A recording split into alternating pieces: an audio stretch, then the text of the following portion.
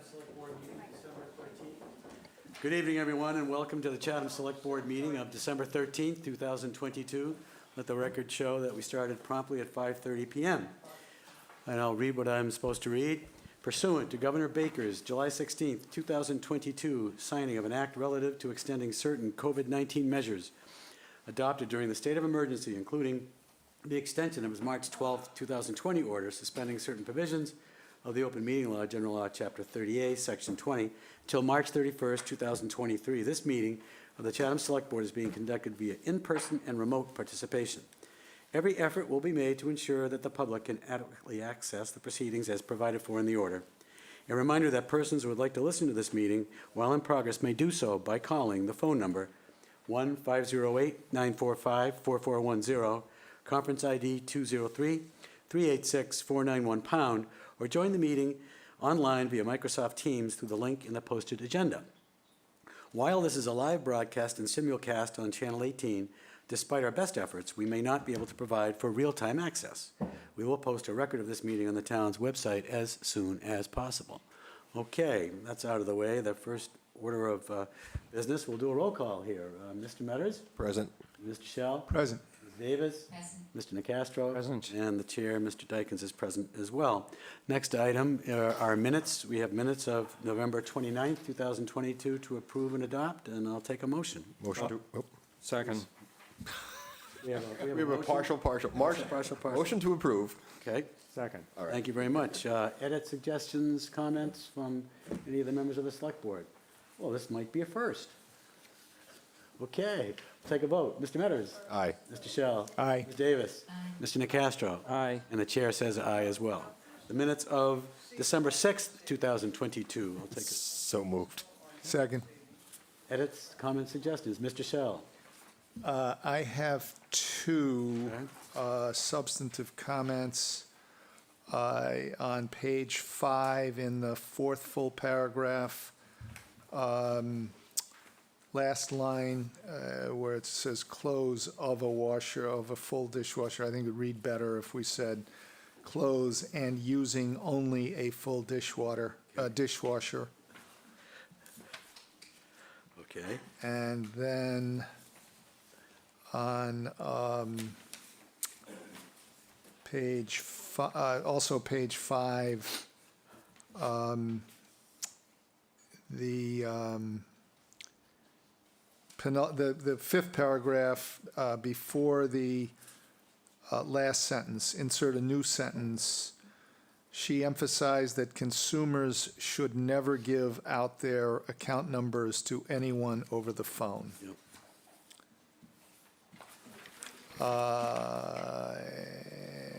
And then, unfortunately, I don't, I'm going to have to ask you, Shauna, if you have it. I did a paragraph which I shared with you, so you would have it, to add at the end of the second paragraph under section F on page 6. Do you have that? You don't have that? It was in an email, Mr. Show. Yeah, See if I can find it. okay, thank you. Okay, good. We'll just pause a moment.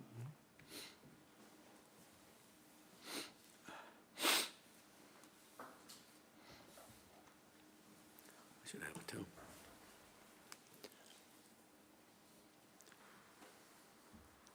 What did we do before we had these things? I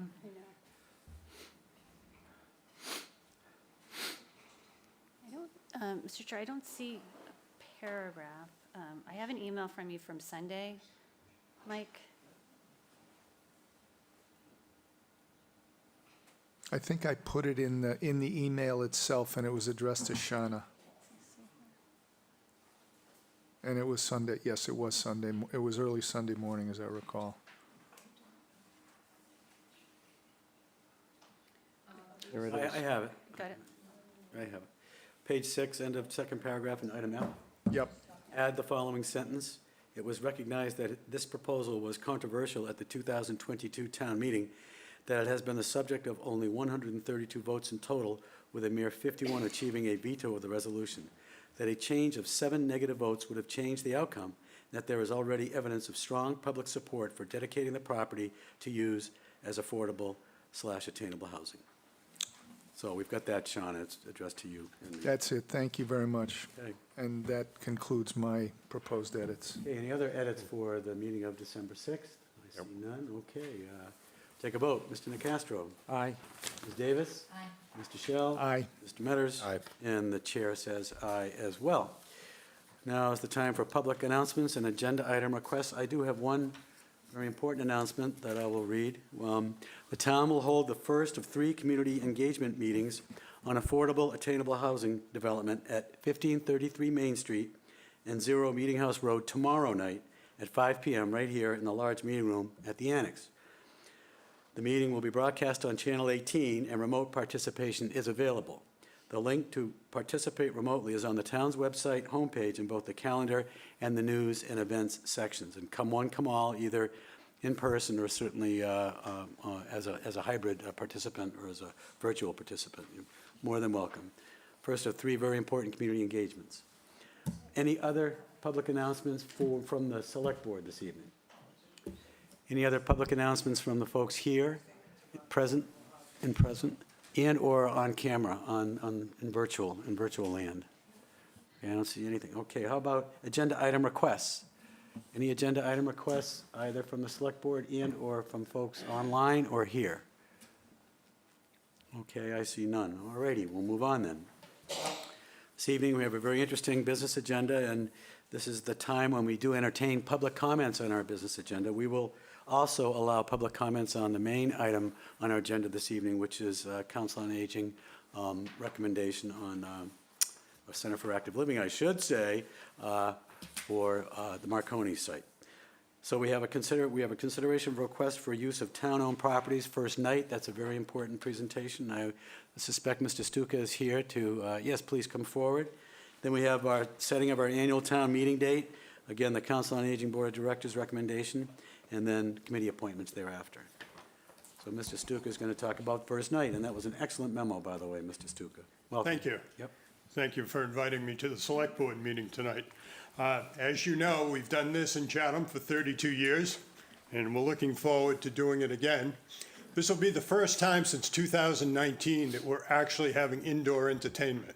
The last 2 years, we did hold first nights as best we could, all outdoor activities and certainly a limited scale, and we did not sell buttons for any of those first nights in the previous 2 years. This year, we'll be back to more of a ordinary schedule, I guess we'd call it. We will be selling buttons. We have been accepting donations. We look pretty good. A couple changes.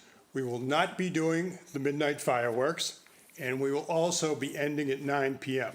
The primary reasons for that is, frankly, we do not know how many attendees we'll have. We do not know how many volunteers we'll have. And if it's a bad night, in recent years, we haven't gotten all that many people at the late fireworks. But we will be using all the usual facilities in town, all the venues that we've requested permission for. We will, in addition, be using churches around the Main Street area. And I think from noon till 9 p.m., it'll look pretty much like a traditional first night, which begins with the town photo at noon at the Lighthouse. So the only thing that's not on your list that I've been asked to request, we are blocking off the front third of the town hall parking lot. And we have 3 food trucks in there, which is traditional. That's the way we typically do it. We would like to set up a small food court area, and I've been asked to request that we can get 3 tables and 24 chairs from Town Hall to use in that little food court area, obviously returning them after the conclusion of first night, which would really be sundown in this case. Otherwise, I think the requests are there, and I'd be happy to answer whatever questions you might have. Okay, thank you, Mr. Stuka. Any questions for Paul this evening on first night? Looks like a great event, to be honest with you, and I think it's neat the way the town, really bellies up in terms of its support for the night, and it really is a wonderful, wonderful evening. Yeah, we're very pleased to come back with indoor entertainment. Yeah. It just yeah, hasn't been yeah. the same the last couple of years. Yeah, it's true. It's true. Any other comments or questions for Mr. Stuka? We don't need a vote, I think. Do we need a vote to allocate town resources? Okay. So I'll entertain a motion to, I would move approval of the request for first night. super, okay. Mr. Nacastro? Aye. Ms. Davis? Mr. Shell? Aye. Mr. Metters? Aye. And the chair says aye as well. Thank you Thank very you. much, and great job, and great organization, a lot of hard work, a lot of thought. Thank you. Yep. Thank you. Okay, the next item on the agenda is to set the annual town meeting date.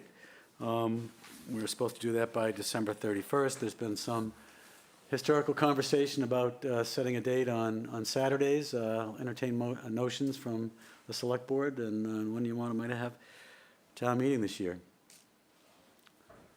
I've circled a few dates, Mr. Metters.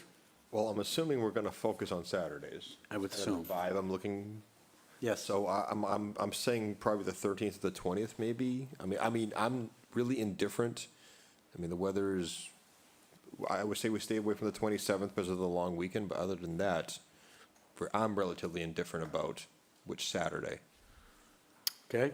Mr. Shell, go right down the line. Yeah, I'm fine with that, although it was called to our attention that the 14th, the next day of that weekend, is Mother's Day.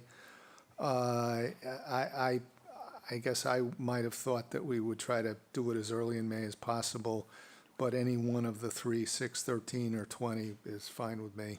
Super, thank you. Ms. Davis? The 6th and the 20th. Okay. Mr. Nacastro? Yeah, I'm okay with the 6th or the 20th.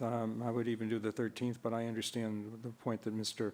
Shell made. I certainly would not want it on the 27th. I'm not sure I'll be here on that date. The question I have, is it going to be indoors or, Indoors.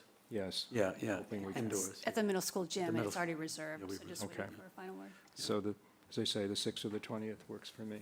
Yeah, I sort of lean to the 20th, keeps it away from Mother's Day, kind of in the middle of the month, maybe grab a little better weather. I don't know. People get there. I know it's not outside, but Well, I would actually say the 6th, and to be honest with you, only because, speaking from a parent, I know some of the sports will start kicking a little bit Oh, yeah. more. Earlier in the month, less likely to have a conflict. You know, conflicts are going to be conflicts, but the latter part of that month, you maybe have some parents missing it out, so I guess my 2 cents is the 6th. Yep, I mean, I'm fine with the 6th. Is that a motion? that's a motion. Okay. Second. Okay, we'll take a vote. Mr. Nacastro? Aye. Ms. Davis? Aye. Mr. Shell? Aye. Mr. Metters? Aye. And the chair says aye as well. So May 6th, 2023 is our next annual town meeting. Thank you very much. Next up is a much anticipated agenda item. I do apologize for the time it took to get on the agenda, but, you know, here you are and welcome. We have, I think, Pat, are you going to present for the Council on Aging Board of Directors? And they have a recommendation for the Center of Active Living site. And welcome, Pat, and I'm sure we'll have other comments as well after Pat does her thing, As we always do. as we always do. It was quite a package. Thank you. Thank you Yes. so much Welcome. for putting us on your agenda. And thank you so much for letting us come and letting it be early. So we should be able to be on this screen. There we are. So we were asked, let me get in front of this mic. We were asked to find a site for the Chatham Council on Aging. Most of you have been here for all of the sites we've looked at, all of what we've done, how much work has been put into this. The community forum where we had lots of input from community residents, and we felt that we were able to put this presentation together to really tell you that we listened to what the community said. So I'm going to go through this. It's not long because, you know, we've all been here before. We did pass a resolution. Let me see. Oh, there it is. I can read it if you would like, but essentially what it says is the Chatham Council on Aging recommends the Select Board of the town of Chatham give serious consideration to Old Comers Road site, previously known as Marconi's 3 site, for a one-story building to house the administrative, programmatic, outreach, and the functions of the COA. such a building to be about 8,500 to 9,000 square feet, including a room for an 800 square foot supportive adult day program, also known as adult day care. And that a full feasibility study be done to fully evaluate the viability of this option. This motion was seconded and approved by our board. We are here to present this to the Board of Selectmen as a site for a new COA. We believe that the needs of the seniors of the Chatham community will be met by this site and by this building. Our goal is both desirable and we believe attainable. The site will allow us to build a building that is in between 85 and 9,000, as we've said here, including supportive day health. This building is really important to us for one reason. It allows the ability to provide the services needed by Chatham needed by the Chatham senior community. I was speaking to someone one day who was talking to me about well, I have no idea what they do up there. You know, they're up there, nobody knows what they do. And when I was able to really define the services of the Council on Aging, I said to him, you should look at it like this. It's the police department, it's the fire department, and it's the Council on Aging. Because the critical services provided to many of the Chatham seniors from the Council on Aging staff is just as important as those two other services that we provide. So, just an FYI from me. Okay. So, this is just a map of where the site was. Initially, in November, I think it was November of 2019, we did not a full feasibility, but a light feasibility study. And this kind of shows you where it is. We'd like to not call it Marconi Maritime Site 3 anymore. We'd like to call it Old Comers Road, because we believe that it kind of separates it from the Marconi Center. The Marconi Center is in the front of where this building would be, and it would be set back off the road. So that's just for your information. This, as you can see, this plan was done at that time in November of 2019. And it shows a parking lot coming in off of Old Comers Road, as you can see. And it initially only gave us plans for a two-story building. But it's good information for you. And as you can see, it's outside the National Register of District boundary. So that would be one less problem. I'm not sure that, you know, there won't be many others. Wrong way. This is just a topographical map that they gave us, you know, not being able to understand all the topography, but there is many hills and up there, and we've walked it. Many of us have gone up and walked it. I can't thank Betty Magnuson enough, who has been a real trooper in bringing people up to this site, because it's a little difficult to navigate up there right now. And she has gone up with many people who were suggested that we bring up, show the site, so they'd be able to kind of get a view of it. Okie doke. Aha, and here we go. So, if you look at this slide, and excuse me. Let's see if I can make this right now. No, but that's all right. If you look at this slide, you can see that there is a line coming down showing the approximate building and parking location. This is really just informational. This is information we had from 2019. What it looks like in 2022, we don't know, and none of us know, so we'd have to get more information. but it does give you an overlay of the site and the telephone poles. There is only one active telephone pole, to my understanding, on the site, but there are many poles that have been there for when Marconi was used for different purposes. And so they serve as really historical data for the Marconi Center and for people in the town.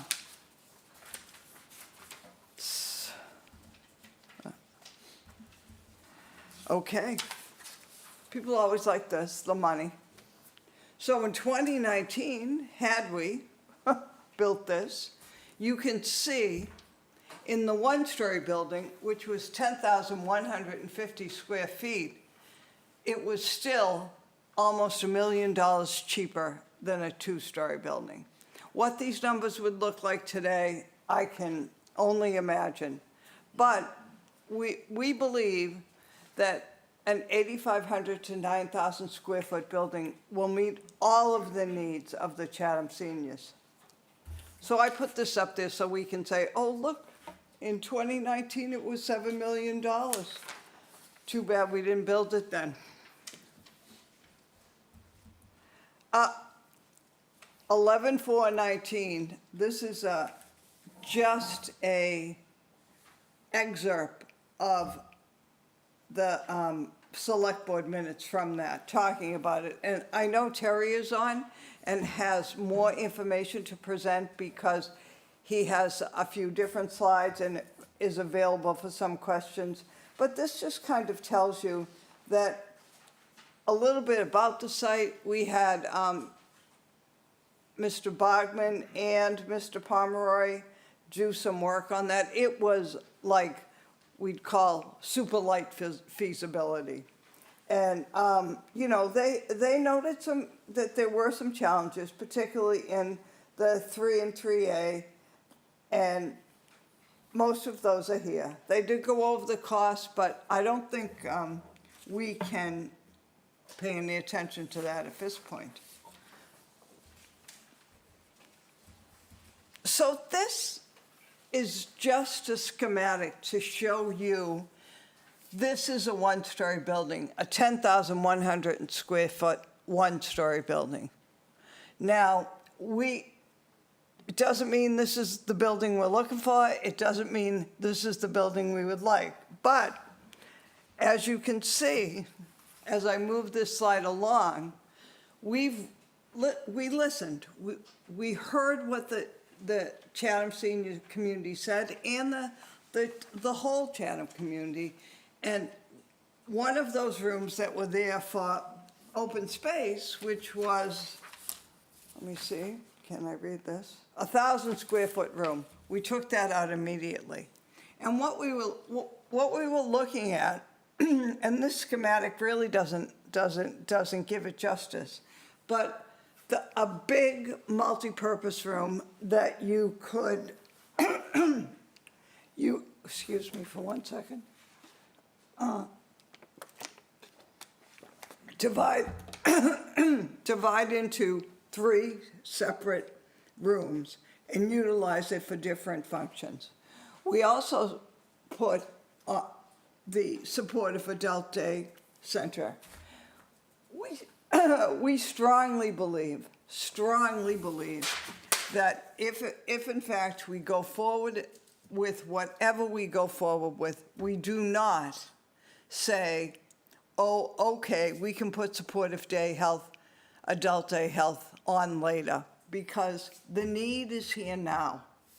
There are caregivers within the community that are caring for elderly spouses, relatives, and they need a place. They need a place for those people to be able to go so they can live and do some part of their lives. They are giving up a huge portion to care for them, and we're not giving them any place that they can feel safe, that they can go, and the caregiver can then feel like, okay, I'm good. So we would not recommend building anything if it does not include that. Within the 8,500 to 9, this goes 91 square feet, you know, but this is just what we had here. And in an 8,500 square foot building, which I've been in another town, we have seen what can be accomplished. And the adult day health was on one end, and the rest of the building kind of semicircled around. And one of the reasons that we really kind of caught on to this particular space was there is a huge amount of green space that we could utilize for many programs. We'd be able to put patios in with tables and chairs. Our thought process is, could we at some point get a gazebo in there and do outdoor concerts? And a lot of that outdoor space makes up for the mega space that everyone was looking at before. But I can't emphasize strongly enough that the support of adult day health is a grave necessity, and whatever we do, we cannot leave that out. Unfortunately, the center we have now is, it's absolutely not a place where you would put an adult health. Okay, wrong way. So, we have Joe Gagliano, who was initially the person who brought this to our attention. Joe, unfortunately, was unable to be here tonight because he had some family commitments that were holiday-related, but we went to our meeting and we did what is called a SWOT analysis. I'm sure most of you have, in your business life, done one of these to see what the strengths are, what the weaknesses are, what are the opportunities, and what are the threats. And as you can see, we found many strengths. The biggest ones that I think are important is, one, we own it, so we don't have to go buy anything. Two, it's away from really heavy summer traffic. And the availability of green space for outdoor activities, and also the beautiful vista of Stillwater Pond. I mean, we're going to ask you to build a building that is going to be the envy of the other towns in Cape Cod. We're not going to ask you to spend $1 gazillion to build it. We know there are some challenges in the property, but there are challenges everywhere. So we went through this.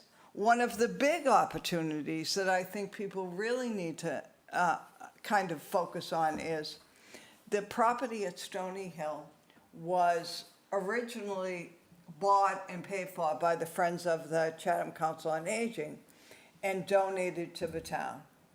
We believe that that spot would be an ideal spot for affordable housing. And we would recommend that when that current building comes down, that's where some affordable housing go. We're at the Council on Aging is very aware of the challenges within the town of Chatham, of people not being able to afford to live here. And so we really believe that we could be of some help, we can't fill all of the need, but of some help by dedicating that site solely for affordable housing. And I think that's it. That ends my presentation. So I'm very, I'm going to pick up my papers that I dropped. Sorry. Very willing to take questions or comments. Barbara, I will step over here. When you're done. No, I'm done. I think we've given you a good overview of what we think, and we hope that you are willing to help us. I was in the, I spend a lot of time at the Chatham Council on Aging. I have been doing shine counseling there through the open enrollment, and oh my God, thank God it's over. I can just tell you that. But I can also tell you that there's a service that we know this year exceeded prior years in Chatham residents coming to get services there. And not only did we have Chatham residents, we had Brewster and Harwich residents because they did not have the capacity to handle them. And I can also tell you that the county has told us that we saved more money for seniors who came in to see us than any other year. So I think these are programs that people really need to think about and know about, and I'm not sure everyone does. Thank you, Pat. I I am know done, Mr. Nicastro, I think Mr. Nicastro has a question for you, Pat. Just Yes, who does? one question. Yeah. Dean? Thank you, Mr. Chairman. And before Barbara begins, just a couple of questions. I just wanted to point out, and I think Terry's going to have a Terry, map, yes, a map yes. that'll show. When we're talking about the Marconi site, which this board looked at a couple of times, there was Marconi 1, which was right near the buildings, okay, fully within the historic district. Then there was Marconi 2, which was a little ways up the hill, which straddled the district, as I recall. Then there was Marconi 3 and 3A up at the crest of the hill, fully outside the district, as you saw the line. And I think it should be pointed out that what you're talking about, one story is on Marconi 1, and if for Marconi 3, I'm sorry.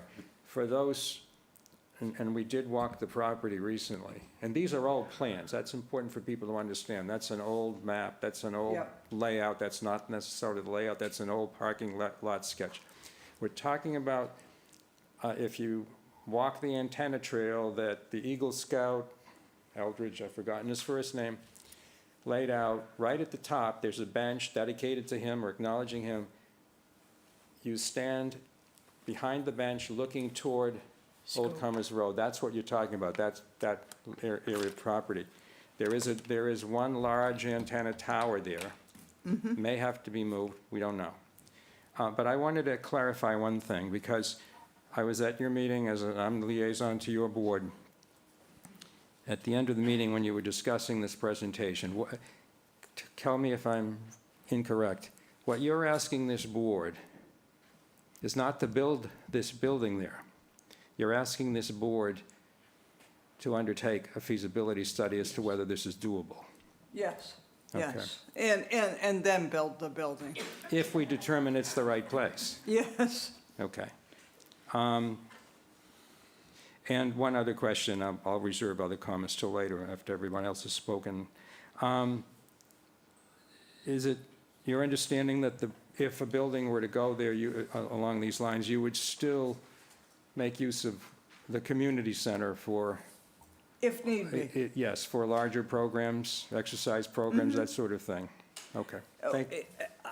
But in looking at that building that we propose, that large multi-purpose room, having been to a community that is one step ahead of us with the largest senior population, they only have that one very large multi-purpose room and are able to really have all their programs within one space. They do not have to utilize another space. So I just want to clarify that. The community center is available. They have been more than kind to us about allowing us to have large programs there. We have one there today that I think was very well attended. I was unable to go myself.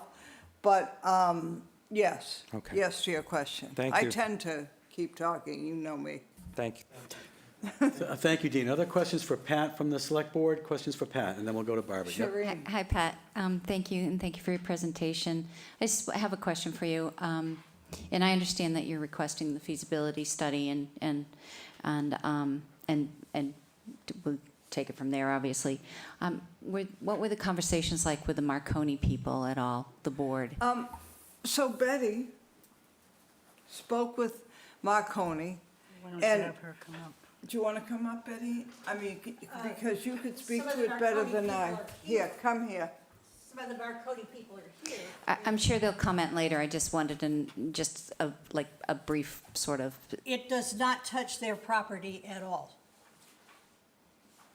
okay. Is that your answer? No, I just wanted to know what your conversations were with Marconi. Did you guys meet with them at all and talk about this? Not formally, informally. I'm a member of both groups, and Okay, the ones here are friends of mine as well, so. okay. All right, just, Thank you. thank you. Thanks. Thanks, Shereen. Thank you, Shereen. Mr. Shell or Mr. Meadows, questions for Pat Burke? Okay, Mr. Shell. Yeah, I just have a couple of. Yeah, sorry. I just have a couple of technical questions. I thought I remembered seeing here a timeline that laid out a process of going to town meeting this year, and then again, I think in either 24, or 20, in 24. The timeline you're referring to is in the presentation that, That's the it. Dead of a Terry put together. Yeah. We did not put a timeline out. Okay, well, but my question really is whether you are asking us here today to, as part of that consideration, do anything with respect to town meeting? I can answer that. Barbara says she can answer it, but I would love that. Go ahead, Barbara. Well, if you have some money hidden somewhere and we can do a feasibility study immediately, we might get to town meeting. Okay, so essentially, the But if- question is, If we don't, and you approve a feasibility study, Okay, it goes to okay. town meeting, it has to be Understood. voted on. And if it passes and the feasibility study is done, maybe there could be a special town meeting after that, or would have to wait till the following year. got it, I understand that. Then my only other question, which kind of follows up on Shereen's question, which is, what is your understanding of the authority of the Marconi Board? Do they have any, other than an advisory or, let's just say, a question of comedy, do they have any authority to, or do you need their approval in order to be able to proceed? To the best of my knowledge, this parcel of land on Old Comers. Old Comers Road is being rented right now by the Marconi Center. Am I right, Betty? It's being rented? There are Marconi people here who are willing to talk to you. Okay. Well, I can defer the question. My question was what your understanding My was, and understanding is it's a town-owned site of land. Correct. And it does not impact the Marconi Center. Okay, thank you. Okay. That's all I have for now. Mr. Castro. and I just wanted to offer the clarification, and I'm going from memory, but there's a lease. I've read the lease. I think we've seen the lease before. The lease is for the buildings. Right. And use of the parking area near the buildings. There are Marconi people here, they can correct me. They have no authority over the rest of the parcel. Obviously, you use the word comity, which makes sense. As neighbors, we certainly want to, if the board wanted to go into that location and would want to have conversations with them and get their input and concerns addressed if they had any. Thank you. Yeah, and the town is absolutely, owns the land. We received it in the MCI deal years ago. Okay, I'll go to Barbara next, and then I see Leah has her hand up. Can you put And this then, slide up, please? We'll keep it going here. I absolutely can. If I can find it. Let me see if I can get the pointer to work. I like this pointer. This one? Yeah. Yeah, move it up a little higher. There we go. How's that? Okay. Just, Barbara Siegel, I just wanted to bring out a couple of points that came out at our meeting. And I think it was really critical because there's always an issue about traffic, major issue about traffic. And Betty actually brought up that the entrance should always be on the top of the hill where it crests so that you could see the traffic coming both ways when you exit the driveway. That's just one point I wanted to bring up. But then I want to reemphasize what Pat just said about just three things. The possibility of using Stony Hill for affordable housing, supportive daycare. A friend of mine came over today, and she had just dropped her husband off at the supportive daycare in Orleans. She said it was a godsend. He has Alzheimer's. And she said there's a waiting list. There's a waiting list in Orleans. And it is critical. It's a critical need. And I remember when we were doing Middle Road, and there were people who would not approve it because it did not have senior daycare as part of it. And the third one, possibility of eliminating a second program room to reduce the size of the building. One of the major issues, if I remember correctly, by the finance board was that the building was too big. They wanted a smaller building. And when I was part of the working group, the first one or the second one, I don't remember, and it went over 8 months or 4 months, something like that. I know that the chair of finance kept pushing for a smaller building, smaller building. I kept indicating that you're only cutting back on 2x4s and sheetrock, but I think that if we do reduce the size of the building, we will have support of the finance board. Finally, if we don't have 100% support, and we've had 100% support from all of you, if we don't have 100% vote from all of you to recommend a feasibility study, where do you see us going from here? Do you have something magical up your sleeves? Do you have some other place we're going to go? So think about that when you vote, please. Thank you. Do you have any questions for me? I don't see any, Barbara, right now, and we're going to go to Leah, has her hand up online. Leah Lacrosse. These are yours.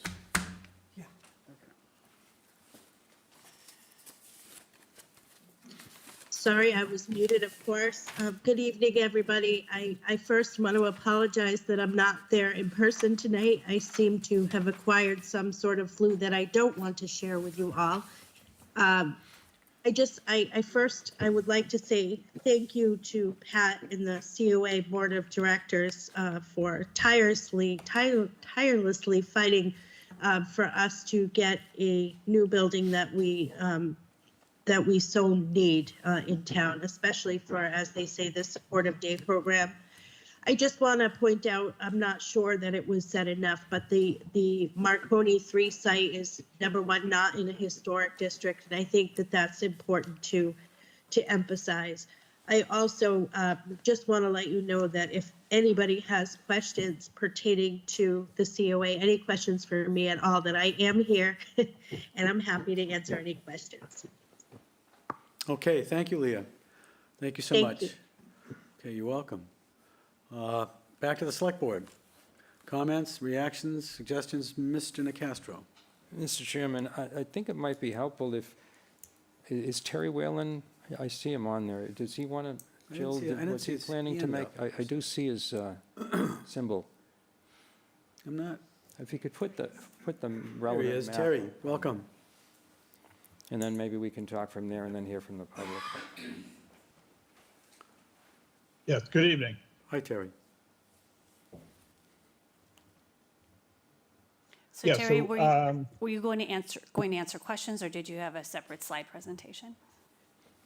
Well, I really wasn't planning on you doing a presentation, and maybe just want to clarify that, the package we have in there, and I can run through those items or take them as questions as they come up, but it was really intended to provide, if the board wanted to go in the direction of doing a feasibility study, some of the items that really need to be looked at in greater detail. As the chair of the executive board pointed out, what was presented in the original Marconi 3, now / Old Comer site was really a concept, a concept plus, but we did not look at some items in the, let's call them constraints to development or considerations for development. So I wanted to frame some of those up and then also put forward some potential context for, what a timeline might look like if you were to seek money for a feasibility study at the upcoming town meeting. So that was really the intent of the report, to just point out that, sometimes we look at these graphics and we think, oh, that was a full feasibility study. It was not. And because in this instance, while there are some economies on certain aspects, you wouldn't need to do a whole new, just maybe doing some revisions to a building, a couple of things for the traffic study. But because it's a new site that hasn't been developed, there are some items to consider. And I wanted to point some of those out in the package. So some things related to, some of the site features, some things that could have impacts on even the scope of the feasibility, so on and so forth. So just again, because unlike the feasibility study that we just, or two feasibility studies that we just did for 193 Stony Hill and the community center, clearly those we had a lot of information available, already engineered plans, so on and so forth. So we were able to do that, for less money. But, this effort, in my opinion, is more like some of the other feasibility studies we had done on new, let's call them new sites or previously undeveloped sites, where we do need to get engineering information. We need to look at the, soils for both structural capacity, and in this instance for a septic system. A couple of other things that are pointed out about, more the access drive. We know what the parking demand is for the facility and those types of things. So just wanted to point that out to give some context if you were going to go in that direction, what might be involved. And then also pointing out some of these, what I'm calling the consultation aspects of the project, again, because we were not doing a feasibility study, but there is habitat. There are some other considerations for cultural resources. Even though the site isn't in the National Register District, it was looked at. So, some items you would file a project notification form with, the Mass Historic Commission, pointing out some of the habitat areas. We should really consult with the ACEC program as well as the project within that jurisdictional area. So there's some things going on in this site that, again, we'd normally do those when we're at a full feasibility. So just wanted to lay those things out there and really kind of just to be a resource if you have some questions, more specifically as you talk through what options you might pursue going forward. Okay, if Terry. that's helpful. Yep, that's helpful. It kind of lays out, kind of the criteria for a feasibility study, that's for sure, and we certainly would do a lot of that research. Mr. Metters and then Mr. Nacastro. No, I have a question. Bear with me. So I really need some clarification. Are we looking to endorse the concept of a feasibility study that would be brought to town meeting, theoretically funded from a town meeting vote, and then work start from there? Between now and town meeting, I would say outreach meetings would probably occur to kind of philosophically handle certain elements of the project leading up to town meeting. Or are we looking to have any funds available now, any actual work done now leading to town meeting? And is that even possible? I'm trying to be very clear of what the options and the parameters are and what we have on the table to decide from. That's what I'm looking for clarification on, so. Thank you, Mr. Metters. Mr. Nacastro had something to say. I wanted to ask. Thank you. Mr. Metters asks for some very legitimate questions, and hopefully they'll get answered. I wanted to ask Terry a couple of questions.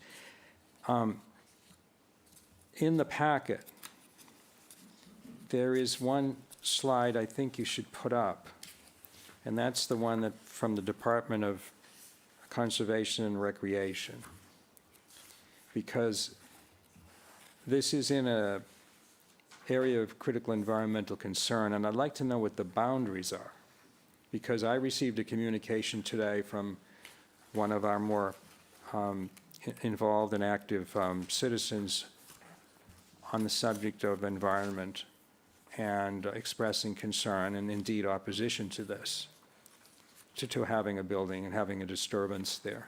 So I'm just trying to understand what's what, and where are the dividing lines? This is this, I don't know if you can see that. Sure. So if you, I'll share my screen for a second here, and I can, I think, point out pretty quickly. So in your package, or in the package online, hopefully people can see my screen. Yes, we can see it. So okay, great. So the Marconi, so here's Riders Cove Landing. So we're talking here, you can see the hilltop, or maybe I can, in a little, and we can see it a little more clearly. So right here, so the boundary of the ACEC is the red and this, not turquoise, but I guess, I'm not sure the green-blue, but essentially, this is the boundary for both the ACEC and extended to include, if you look in the legend, it has the two different,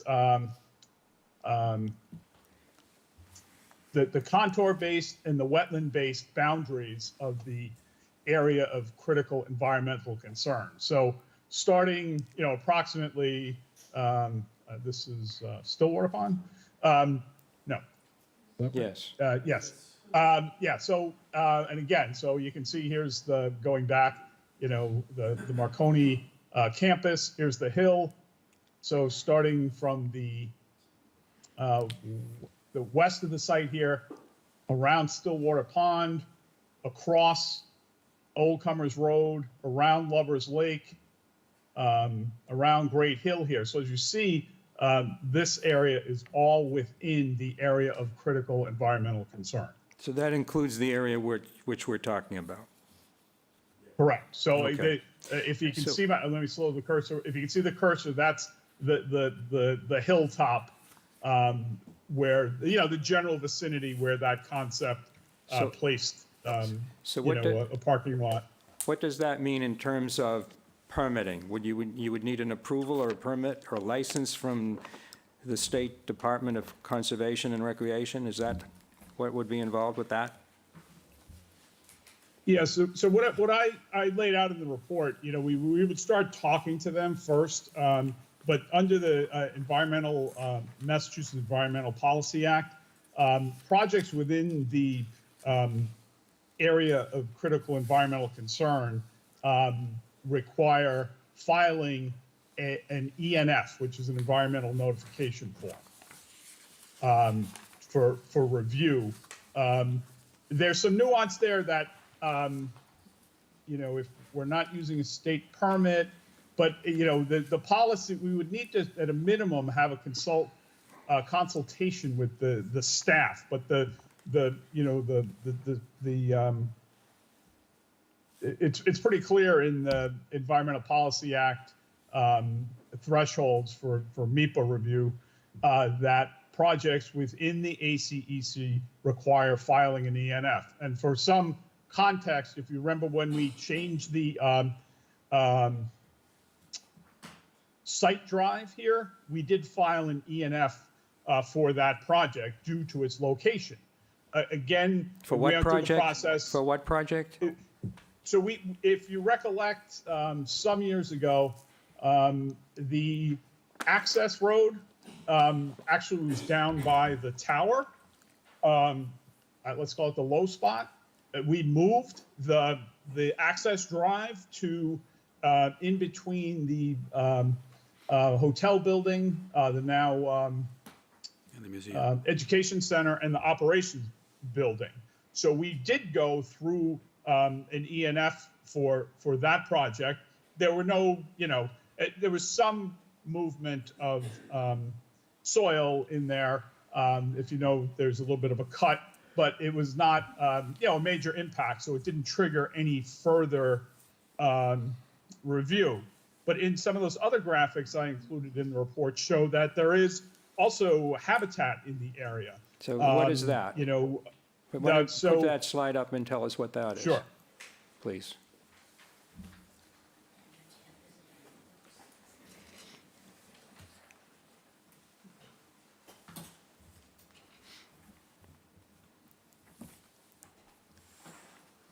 Okay, so again, for some context, you know, the area, if you can see my cursor moving here, the red items there, the dots are showing items that were inventoried, and the district is not shown on here, but so these are both this map is showing both cultural resources, and it's also showing areas of priority habitat. So in close proximity, again, depending on where the project ultimately winds up, you know, typically this would be consultation that you would do before you start the project to see if there are any either fatal flaws or significant considerations. Sometimes the mapping isn't correct.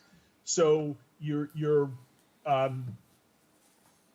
pursuing kind of early answers in your design process to make sure you're considering these regulatory constraints. Again, they may not be a fatal flaw, but they might raise the level of review that maybe the ACEC folks will say, you're in here, or you're clearing a top of a hill. What are the impacts to the surrounding wetlands or the, you know, the ultimate receiving body? So Who regulates that? Those are. Who regulates that? Who regulates that? So that, again, would be through the, this is at the higher, broader planning level. So under the Massachusetts Environmental Policy Act, they review impacts. But, you know,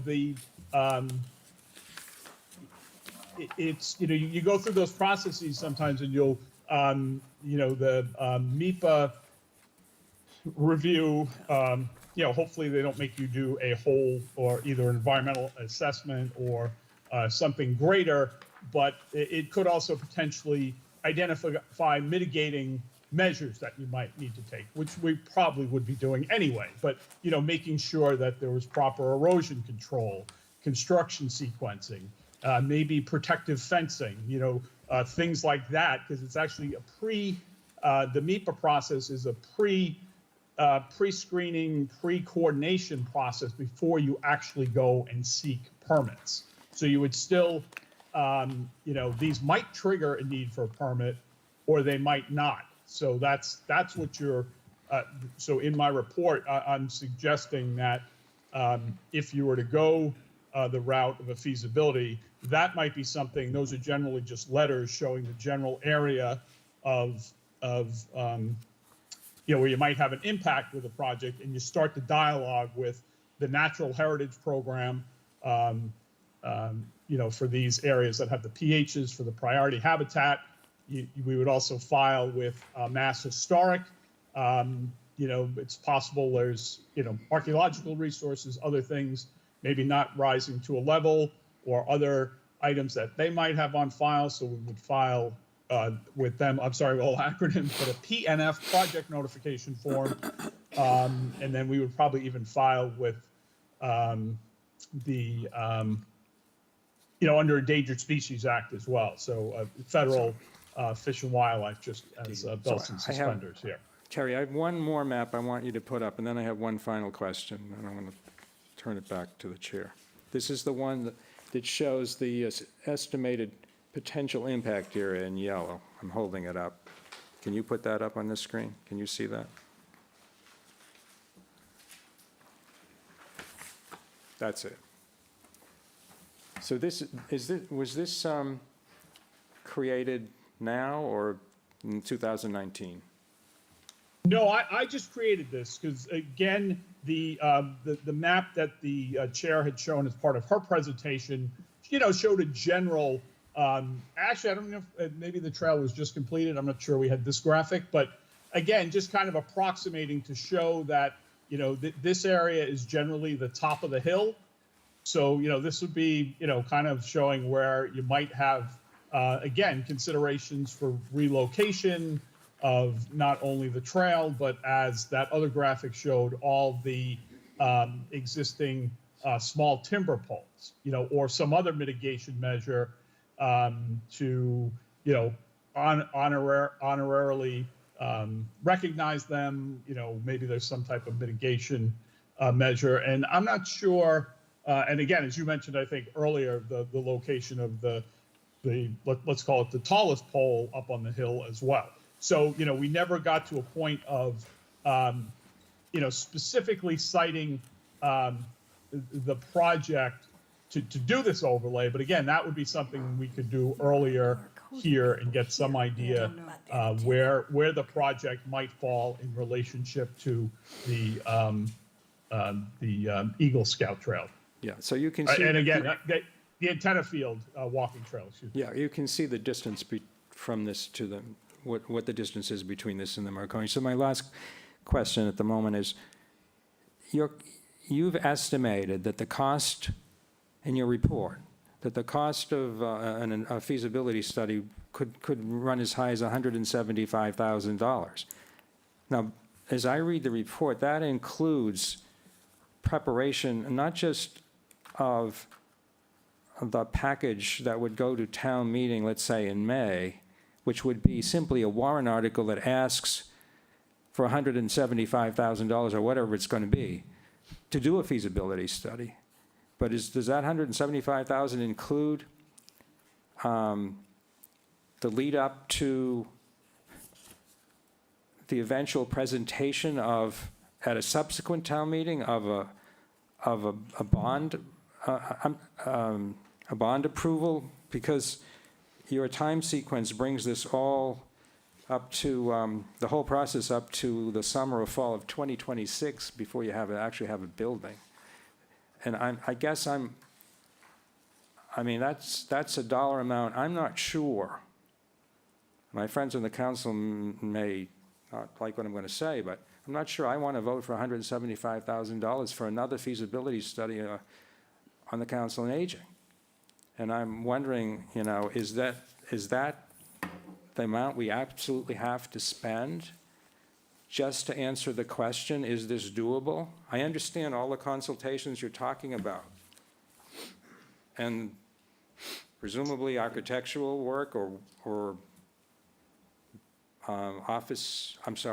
owner's project management work. I don't know if all that needs to be done. I think all I want to know is, can you put a building over there at the top of that hill?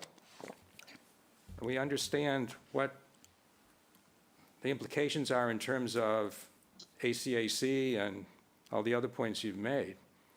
But I don't know if I want to spend $175,000 to find out the answer to that question. Am I being totally naive? We've had enough working groups. No. I'm opposed to any more working groups on this project. I think, for me, this board is at the point where we either have to build the building or we don't. And we stay where we are. So anyway, I want to probe the cost piece here. Sure. And I think there are two components to what you're raising there. So the first being, so in the report, so we've done what I was trying to speak to in my overview a little bit was, basically what we've done in the past to get to an article to ask for, design development and construction funding. So those have ranged from $75,000 to $150,000 to develop a strong concept. In my report, I said I think it's somewhere in that range, but potentially it could be to the higher range if you needed to do some additional work that was identified in the consultation process, some other consideration, like you have to significantly move the building or take some other extraordinary mitigation measure. But to do the feasibility study, we would get a scope, like, we would scope it out just like we've done before. I'm just providing that order of magnitude. So, from the range of projects we've done, Stepping Stone we did for, 75,000 to, different concepts for other buildings, up to 100 to 150 for a strong concept. So that's kind of the first piece of, what we need to do to see, there's, what I'm pointing out in this consultation phase is real preliminary information to see, but to get to the cost estimate, to get to a schematic concept that can be approved to move forward, to bring to town meeting with a detailed cost estimate, we need to do the full feasibility. And what I was indicating in the report, we have some different things here that we haven't had to deal with at other sites. So we're going to need to deal with, we've done the geotech at all the sites that, we've identified as a preferred alternative, because you want to see if you can, how much, soil removal, or what the soil conditions are for a structural basis. We also need to evaluate here for putting in a septic system, because we're not able to hook up to sewer. You're going to have the engineering information to do all the calculations to understand what the earth moving prices will be, and being able to do the corresponding pavement and drainage work. We would need to, there's some built-in economies where we already have, a lot of work done on a building, so that might be a cost savings, maybe not as much in this effort. You'd be spending money to revise a plan, at the direction of the entity that's going to be providing that direction. And then we're going to also be doing, you need to look at, there's a comment about where that access drive was located on the rough schematic, that needs to be looked at. But, we have the traffic demand and a lot of the items already developed about traffic. So while there's some economies on some of the work we've done, this, again, because it's a new site, we need to look at that. And I put a range on it, depending on what the consultation process might find about, again, mitigative measures, or whether it's maybe again, I don't want to speculate what the agencies might do, but for, basically, clearing an area on the top of a hill and grading it to accommodate the parking lot in the building might trigger some other concerns that I'm showing over here, for the habitat areas, or if there are considerations for relocating some of these poles, or the major pole, All right, and Terry, I the think we're line. good. So that's what I'm just trying to. I'm just trying to lay out that there's those other concerns here. Yeah, Thank you, and Terry. I think Thank we you, know Ms. that the breadth and depth of what a good feasibility study is or isn't.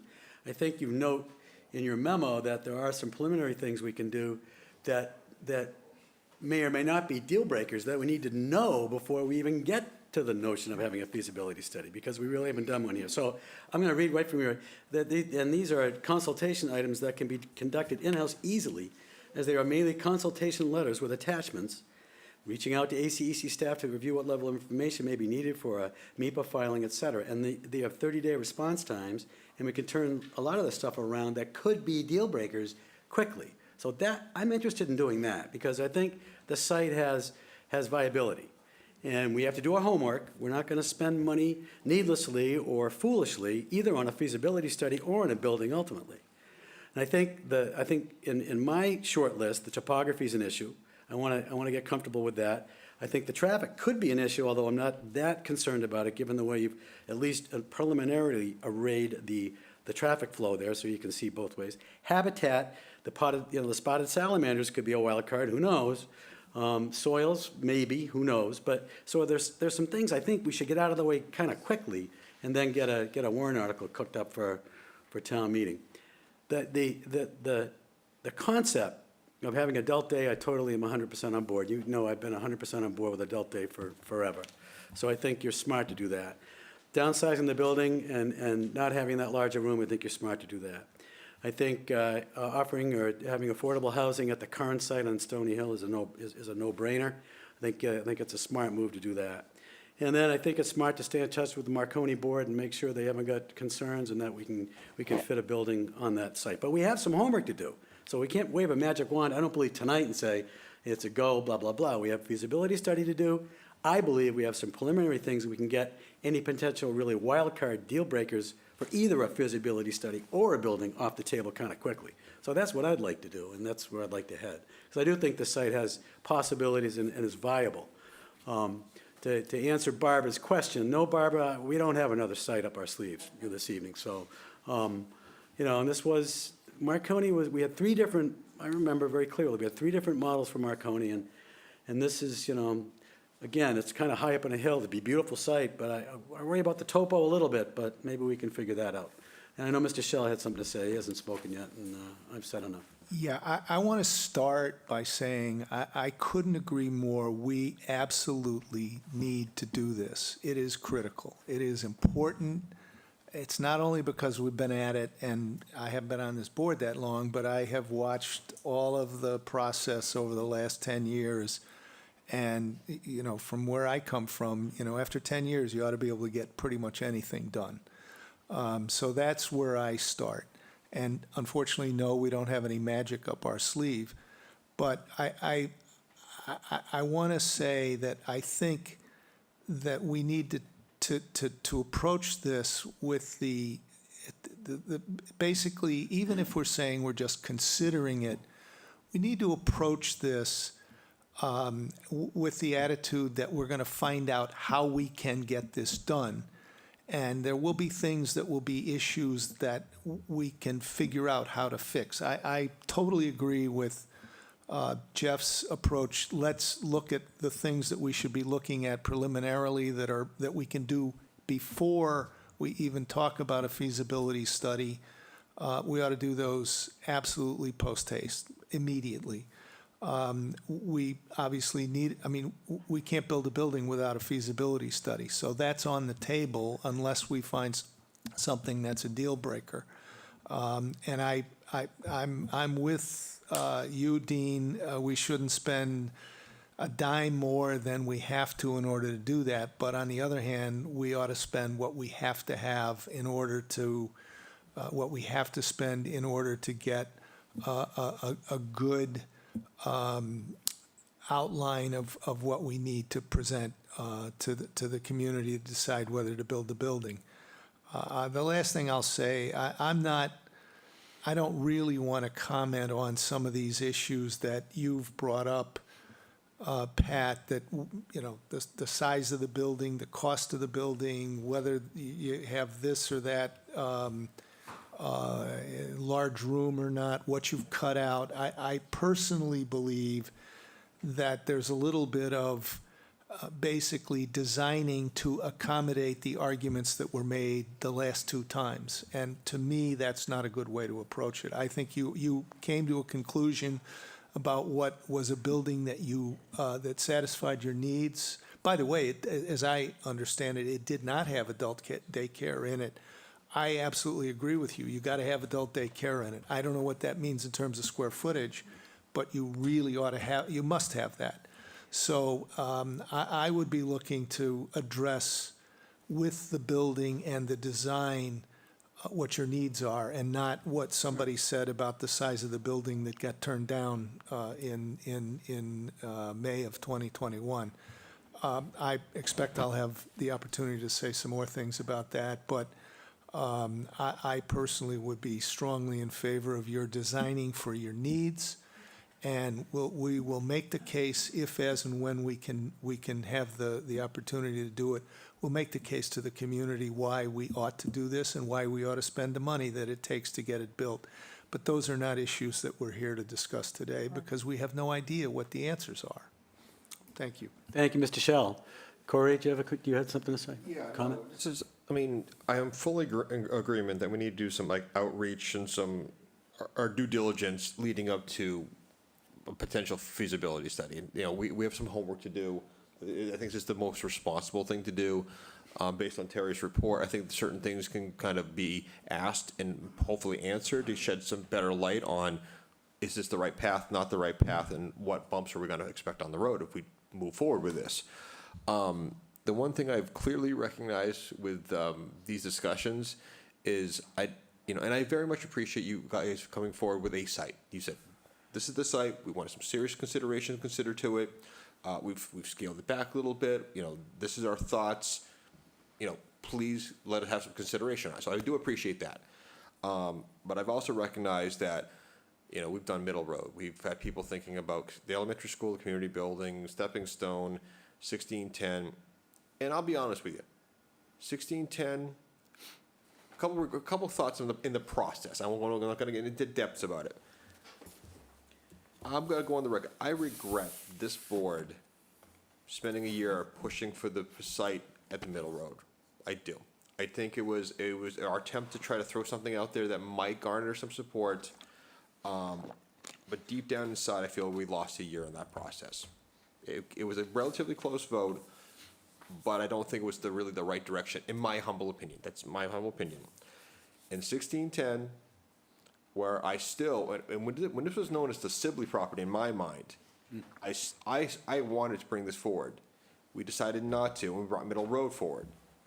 I still think it has a lot of elements for a viable site, but politically, that is a train wreck right now, and I recognize that. So there's no perfect site with a perfect opinion. So your question you asked, well, do we have another site in our back pocket that we could offer? I do think, and this is not really a preferred path to have, but I do think we need to kind of maybe have it in the back burner as just a consideration, because if we're going to move this forward, we're looking at 2026 to have a building. Do we, not a very popular position, but do we at least keep in the back of our mind, if we use the existing site, what type of timetable we would have, what is that offered, or is that something we don't even want to explore anymore? So there's really not a lot of options, but it is something that we might want to have lukewarm in our thoughts that, because we're running out of options, and I don't want to spend another 10 years kicking different sites around the road.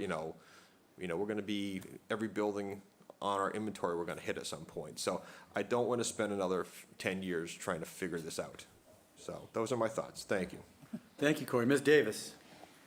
Thanks, Corey. I agree with Jeff's approach to, the suggestion that we look at do a due diligence on what those triggers are for permitting and find out a little more before we do a feasibility study. But as Corey was talking, and I got thinking about, and I don't want to open up a can of worms, but I am. When was the last time we did a request for proposal? Things have changed. Maybe there's some community, maybe there is another site that we might be offered or considered. I don't know. I don't know if the board would be willing to, along with this, put another RFP out and see if we get any bites. Mr. Metters? It'd be minimal effort, and it's an easy ask. You ask, and if you get a response, we deal with it. If you don't get a response, we have nothing to worry about. I have no issue with that. Mr. DeCastro? I'm okay with that, and I'm okay with what the chairman proposes as far as doing what you referred to as the preliminaries that are basically laid out in Terry and Leah's memo, and that would be preliminary to any consideration of a formal feasibility study, and presumably they would come back to us, the staff would come back to us and say, either this is a non-starter because of X, Y, or Z, or it still has some viability, and we're proposing a feasibility study, and this is what it's going to cost, and this is the time frame. As I think this parcel, we rejected it for 1610 a couple of years ago. We felt that there were traffic issues and other concerns. And, but, this board has worked, they did what we asked them to do. We met in August to consider the feasibility studies on the community center and Stony Hill and asked for their recommendation. They've come back. So it has some appeal. Whether it's ultimately workable, I don't know. But I'm fully in support of what you say. Thank you, Mr. DeCastro. Mr. Shells? Yeah, these are all very, very productive suggestions that I'm generally in favor of. I'm going to state a couple of qualifications, but I want to start with the proposition that if all of this puts the request for feasibility study money into 2024, I'm not in favor of that. I think we absolutely have to have a warrant article that asks for an authorization of funding to do a feasibility study, and whether we spend that money and whether we commission the study is a different issue, but we need the money authorization this year. With respect to the suggestions here, I'm all for, I mean, an RFP, particularly if staff can construct an RFP that basically looks, without being too restrictive, that looks for a property that addresses all the issues that we're talking about with respect to these other properties, I'm all for it. I think that's great. I do want to say, Corey, that I realize that it was somewhat equivocal, but I think the feasibility study that we got on Stony Hill it was definitive enough for me that's off the table as far as I'm concerned as an option. So, and I want to be clear about that on the record. Thank you, Mr. Shell, and I would echo that sentiment about Stony Hill. The last report we got as well, I would take that off the table. So I have a comment out here. Sir, please come to the microphone and identify yourself. I'm sorry, I don't have your name. Yeah, I have one more comment. Barbara, go ahead, and then we'll... What Mike said before about the size of the building and reacting to the negative comments and therefore reducing the size of the building. And I thought back to the survey that UMass did and Gerontology Department, Mammoth survey, and they recommended that for our needs in Chatham, we should have a 14,000 square foot building. And then we scaled that back by 22%. We got down to 10, 11,000, and then we went down again to 10,000, and now we're saying 8,500, 9,000 will meet our needs. I don't think it will meet our needs. I really don't, but we do have the community center. But yes, are we only doing it because we want to satisfy some of the opinions out there that we were proposing too large a building? Thank you.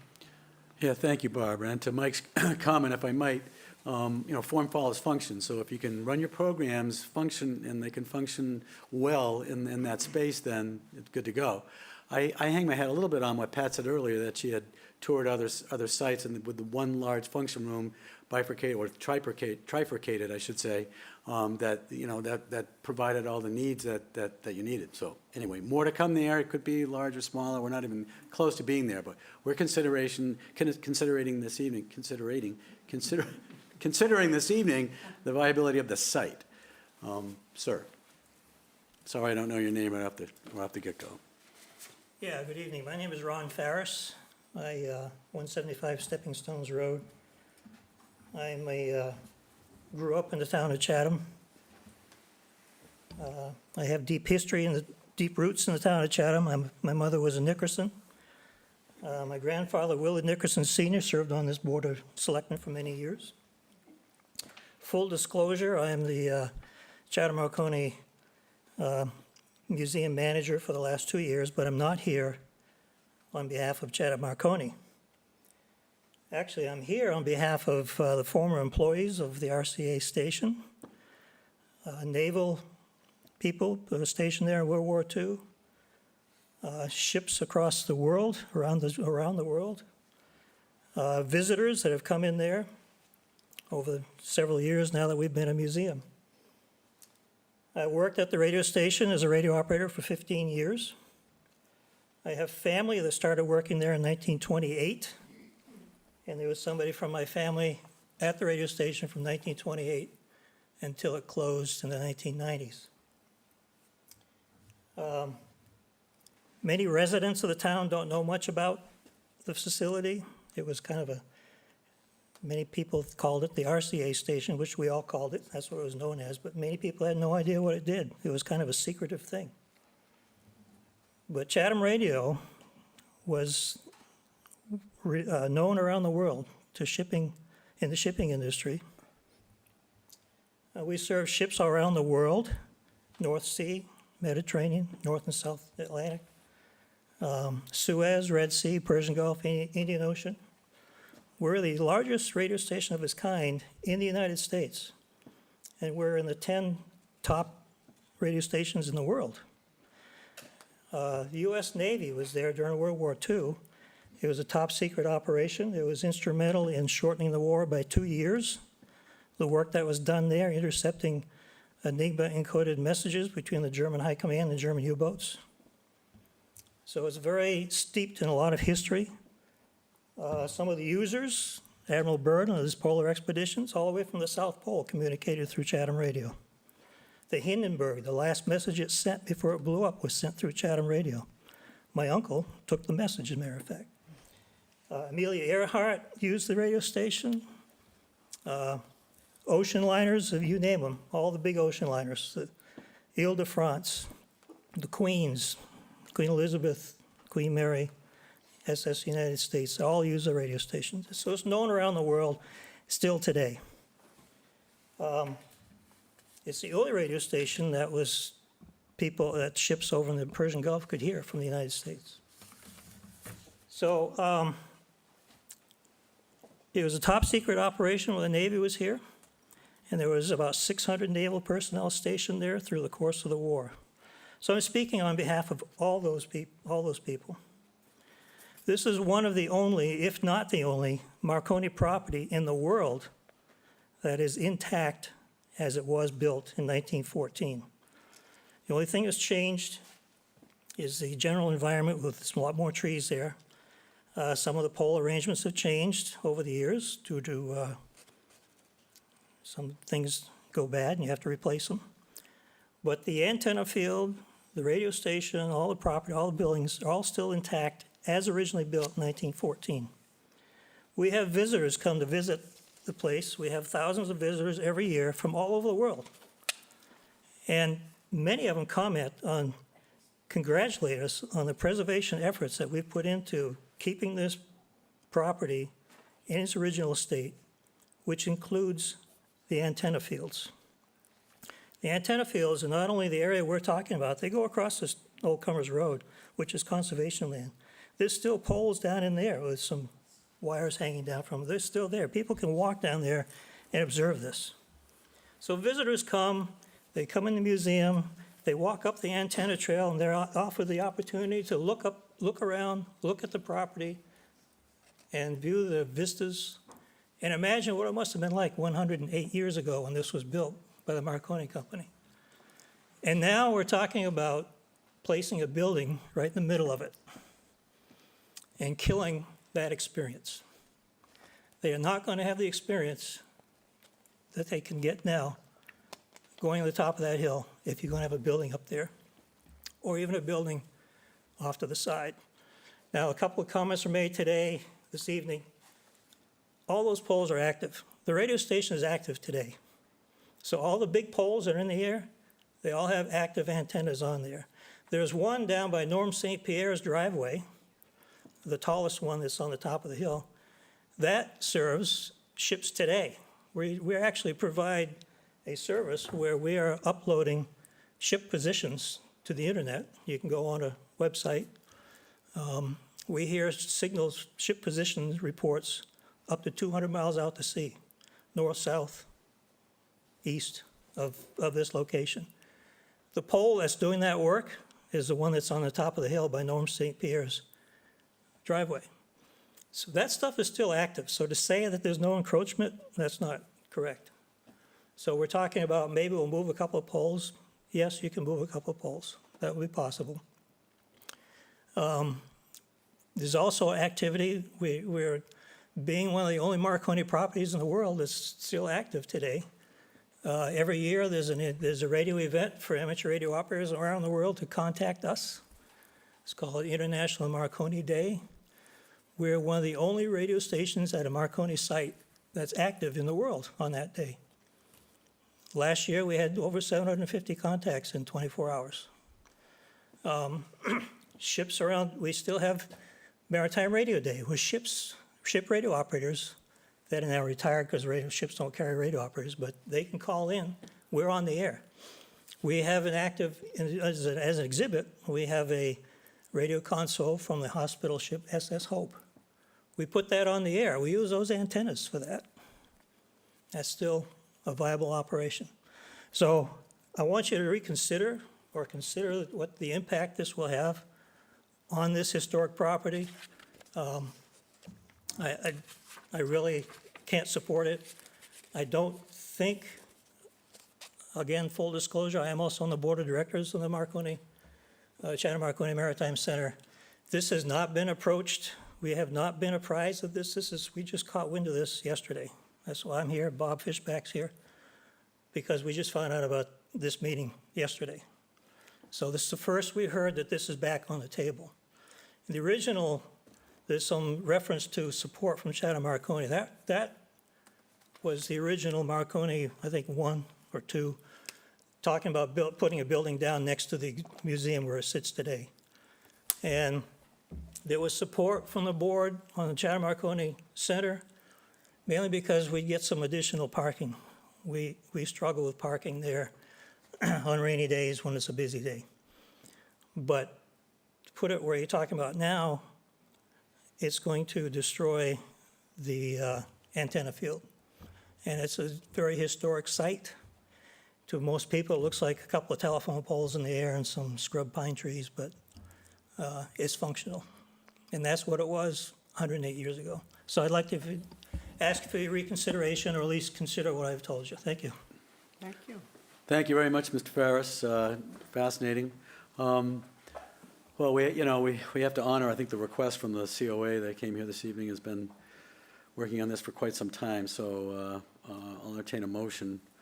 Certainly, the relationship with the Marconi Center is going to be part of the landscape. So, yes, Pat. Understandably, many of the parts of the site are very historical, and we do understand that. What we're trying to do here is really serve the needs of the Chatham seniors. Their needs are underserved. So we move away from Marconi and we go where? We spend another 2 years looking at, is someone going to give us some land? Is there some land we don't know about? I mean, I was here for the Middle Road. You know, I thought it was great. It was a great site. It was going to be cost effective for us. We were going to get more square footage. But unfortunately, for some reason, Chatham does not have the support that other towns on and off the Cape do. The town I lived in before we moved down here full time, built the 3 critical needs. They built a brand new fire station, a brand new police station, and next door to the brand new police station is a brand new council on aging. All of these things that people need. And within the community, Chatham is looked at as, what's wrong there? I mean, we're not asking for a 14 or a 20,000 square foot building that they put in Falmouth. Would we love that? Yes, of course. Walking trail and the whole 9 yards. But at some point, we have to make hard decisions. And I understand how the people at Marconi feel, but when we reviewed every single site that we have, and we have a book that's like this thick, to see where we could go, that it was the one site that came up to us that said, this could be promising. It would be off the beaten track, it would have green space, it would have things that we really believe are necessary for the senior population. So I understand, I know that we are never going to be able to please every single person in town.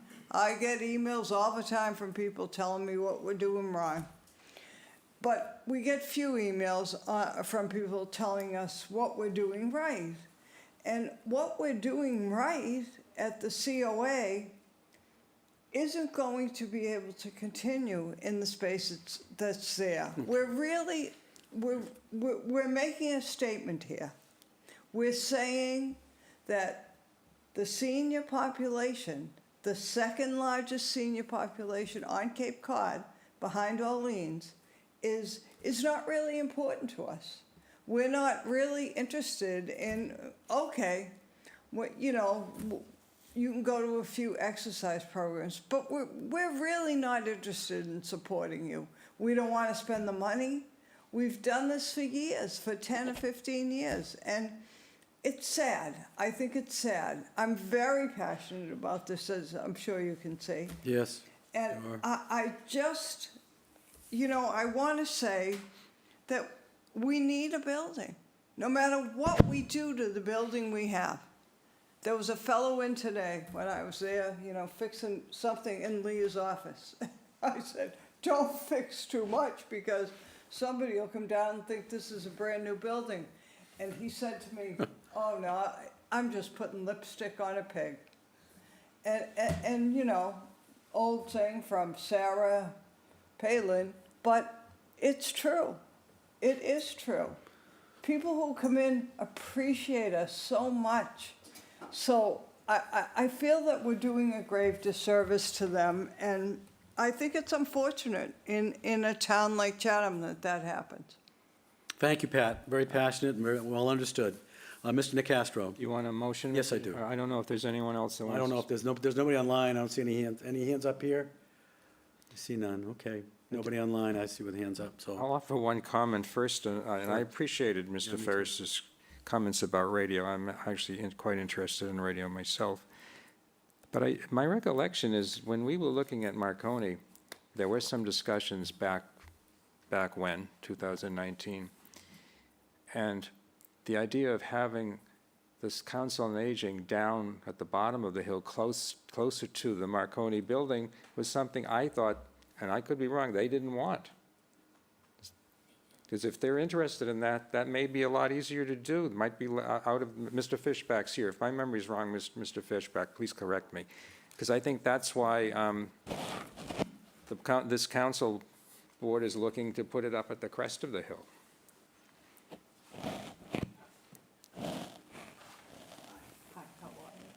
Hi, Bob Fishback, 220 Countryside Drive.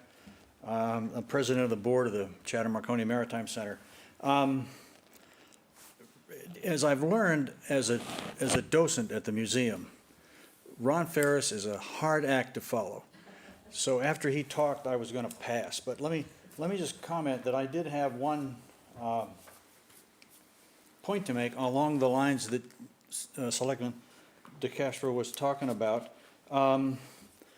There were three options that looked at by Mr. Pomeroy and his team, and this third one was kind of sprung on us. I mean, this was kind of their surprise present because they were looking and struggling with options 1 and 2, which were further down the hill, closer to the National Register District. And our comments that night 3 years ago were addressed to the two sites down below. We didn't feel that option 2 was all that terrible. It would be, I don't know, do we have can we put one of those layup drawings on there? Let's see. Are we on? Oh, no. There we Oh, go. there we go. Is that, Yeah, let me just you want this one? stroll. Well, if we can come down just a little, whoops, where'd we Oh, go? I know, God knows what that is. Yeah. See if we can move it down. What are we doing? There we go. There you Go the go. other way. Okay. Well, wait a minute, what's that? We'll take that pretty picture. Now, let's see, let's go with this one. So what you're looking at are the 6 houses there, and at the top left, you can just see the back corner of the old hotel building, the education center, and just to the lower left of the, top right, sorry, just to the lower left of that building is a large hollowed out area, which was the old leaching field septic system for the plant there. Hasn't been used in 30 years, all the bugs are gone. But the original, option one was essentially to put the building in that same spot.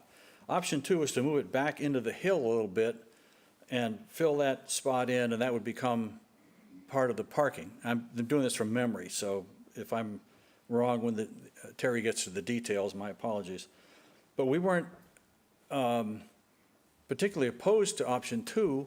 We thought it was a pretty good solution. As I recall, Mr. Pomeroy looked at that and said it would involve too much moving of dirt. Our big concern at the time was that whatever we do here, not encroach on, where are we, page 3, page 5. There is an antenna, the base of the original 1914 steel mast, which frankly should have been should have been a contributing structure in the National Register District and was not included. And Frank Messina and I have been talking a little bit about we need to go back and fix that somehow. But that has real historical significance. It doesn't show up on this chart. What does show up are 3 of the anchors for it. Does the mouse work? Yes. So one of the anchors is there. One of the anchors is down here adjacent to Old Comers Road. Everybody's driven by it. The other one is down here behind this house. And the other one is not even shown. It's over here in the marsh next to Stillwater Pond. And if you draw, which I can't do with this mouse, the lines between the anchors, you discover that the mast base is right about there. And that's a critical piece that we don't want to have touched. To draw on or to amplify what Ron said, you can see the poles from the historic antenna field going back from the building, the operating building. It's a quick mouse. The operating building here, back into over the hill. And I would comment that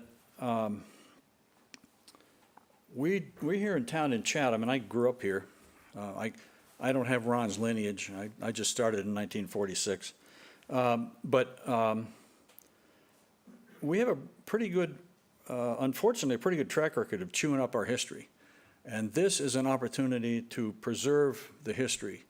You're putting some money into Marconi Park over here across the street to preserve that. You've preserved what's in the National Register District, the houses across the street, and the land that's now in conservation is essentially preserved. It would be a little bit of a shame to, essentially, you would have to knock the top of that hill off in order to build something. If you're gonna, this argument may have seemed circular, I'm back to where I wanted to be. If you're gonna move a heck of a lot of dirt, then go back and look at option 2 and what it would take, to put your facility in this area here, which would stay away from the bulk of the antenna field. And that was one of the options that we thought had some synergy with our option and whatever else may happen on this campus. So where? Show me. Thank you. So, well, if you go back and look at the option 2 from 2019, Yeah. option 2 was right in that area. Right. Okay. Thank you So, for clarifying. anyway. Thank you for clarifying. you, Bob. Is that in the National Historic? It's just outside, or it skirts it a little It bit. straddles it. Thank Yeah. you for Thank you. clarifying. Thank you, that. Bob. very Thank much. you. I mean, that, I was, and I think the council board was under the impression that the farther away from the buildings, the less impact on Marconi. So that's interesting, and maybe that's something we ought to think about. So it sounds like the staff, at a staff level, without incurring outside expenditure for which we don't have any funds at the present time, the types of preliminary investigation that you proposed, Mr. Chairman, based on Terry's memo, could be done. And I guess I would add in some consultation with the Marconi folks to see if there's some accommodation that could be done with, including in that consultation, the Council on Aging Board, and then come back to us. So my motion is to task the town manager and her staff with the responsibility of doing some preliminary investigation of a possible Council on Aging facility location at the Marconi site, including the piece on Old Comers Road that the council board has proposed, but including consultations with the Council on Aging and the Marconi Center, and to come back to us with a recommendation either way on whether we should undertake a feasibility study and what the cost might be. It's a long motion, but that's it. Okay, Shauna, how are you doing? And Ms. Davis? Yeah, I was comment? wondering if you'd consider adding the, to create an RFP. RFP. Oh, yes, I'm sorry. Thank you for adding that. That's added in. Okay. And I'll second it. You'll second, okay. Comment on that, or you, Mr. Shell? Yeah, well, I appreciate that you're requesting a recommendation. I wonder if we can ask that, what I'd like to have incorporated in that is a tight estimate of what a feasibility study would cost, and I guess I'd really like to here resolve that we would go forward, subject obviously to that input, with a feasibility study, whether it's the top of the hill or